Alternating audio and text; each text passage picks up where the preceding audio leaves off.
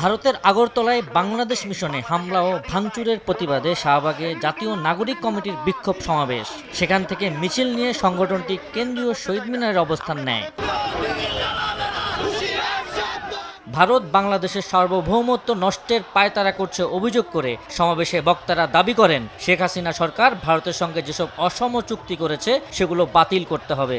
আমরা জানি প্রশ্নটা ধর্মের নয়, প্রশ্নটা এক সাম্রাজ্যবাদী শক্তি আরেকজনের উপর, আরেক দেশের সার্বভৌমত্বের উপর নিজেকে চাপিয়ে দেয়া। বাংলাদেশ এই শক্তির চাপ আর মেনে নেবে না।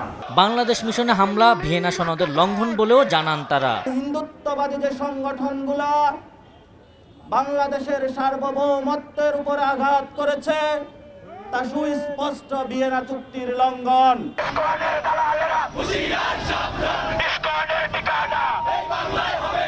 এর আগে একই ইস্যুতে প্রতিবাদ করেন শিক্ষার্থী সহ বিভিন্ন সংগঠন। মঙ্গলবার দুপুরে ফার্মগেটের আশেপাশের কয়েকটি প্রতিষ্ঠানের শিক্ষার্থীরা বের করেন মিছিল। হামলার নিন্দা ও বিচার দাবিতে স্লোগান দেন বিক্ষুব্ধরা।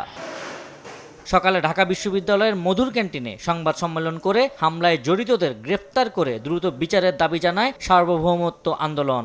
এই ঘটনায় জড়িত উগ্রপন্থী হিন্দুত্ববাদীদের অবিলম্বে গ্রেপ্তার এবং তাদের বিরুদ্ধে দৃষ্টান্তমূলক শাস্তির ব্যবস্থা গ্রহণের জন্য ইন্ডিয়া সরকারের প্রতি জোর দাবি জানাচ্ছি। উগ্রবাদীদের রুখতে কলকাতায় শান্তিরক্ষী বাহিনী মোতায়েনের আহ্বান জানান গণ অধিকার পরিষদের সাধারণ সম্পাদক রাশেদ খান। মমতা বন্দ্যোপাধ্যায়ের উচিত কলকাতার উগ্রবাদী সংগঠনকে তাদেরকে নিয়ন্ত্রণ করার জন্য জাতিসংঘের শান্তিরক্ষী বাহিনীর সহযোগিতা নেওয়া। এই ঘটনায় তীব্র নিন্দা জানিয়ে ভারত থেকে বাংলাদেশ মিশনের কর্মকর্তাদের দ্রুত ফিরিয়ে আনার দাবি জানান গণ অধিকার পরিষদের আরেক অংশের নেতারা। হামলার ঘটনায় ভারতকে অবিলম্বে ক্ষমা চাওয়ার দাবি নেতাদের। আবু সাইদ নিশান, সময় সংবাদ, ঢাকা।